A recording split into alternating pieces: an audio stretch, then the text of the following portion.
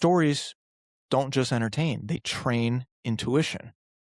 And that is where the empire begins. So by the 90s, Tom Clancy, he's not just a best-selling author. By this point, he's a brand. Hollywood adapts his books, you got big stars, big budgets, and his name becomes a SEAL. Not a Navy SEAL, but you get my drift. But the most underrated part of the Clancy empire, really, it's not the movies. It's the video games. So in the late 90s, Clancy co-founds Red Storm Entertainment, and they release Rainbow Six. And Rainbow Six changes the way that people experience military storytelling. Most shooters at the time are run-and-gun fantasies, but Rainbow Six, the video game, says, no, you're going to plan, you're going to coordinate, you're going to move slowly, and one mistake can get you killed. It's the first of its kind. It's pretty unique in that respect. So it doesn't just feel like a game, it feels like one of his novels, except you're inside of it and you get to control the character. And then it spreads. So you get off of that Rainbow Six, you get video games like Ghost Recon, Splinter Cell, later The Division. Clancy's worldview gets turned into interactive muscle memory. I mean, that's crazy. You're not just reading about tactics, you're practicing them. And here's the crucial business move. Ubisoft eventually buys perpetual rights to the Tom Clancy name for the games. That's a historical moment in the entertainment business. An author's name becomes an owned franchise label, like a studio. Tom Clancy becomes not just a person, but a prefix. Tom Clancy's become a promise. It means that you're going to get tactical realism, you're going to get global stakes, and you're going to get competence under pressure. And this is why his influence is hard to measure, because his work isn't just consumed, it's repeated, it's played, it becomes habit. Millions of people, many of whom have most likely never read a Clancy novel, still absorb his worldview through the games. They learn that the world is full of threats, that safety requires secret professionals, that the best outcomes come from disciplined expertise and moral certainty. That's not politics. That's narrative conditioning.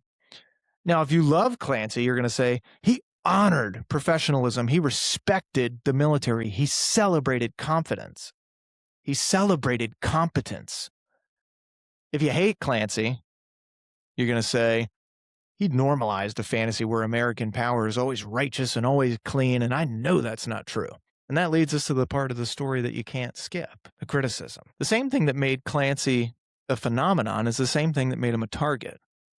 Because in America, the only thing we like more than building somebody up is tearing them down. Because Clancy's got this moral universe, and it's not really subtle, his heroes are these straight arrow patriots. His villains are often unambiguous threats.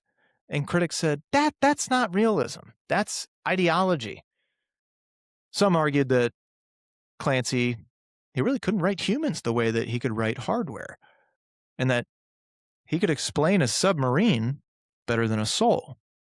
Others argued that his worldview was just too clean, too might makes right, too convinced that the U.S. intervention is inherently benevolent.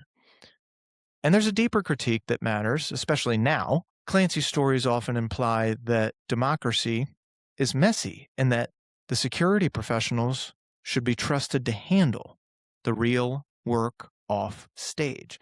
In other words, let the experts run the world. Don't ask too many questions. Forgive the mistakes because the mission is bigger.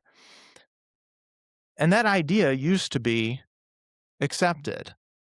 It no longer is. Whether you agree with it or not, it became more and more controversial after the 9/11 era.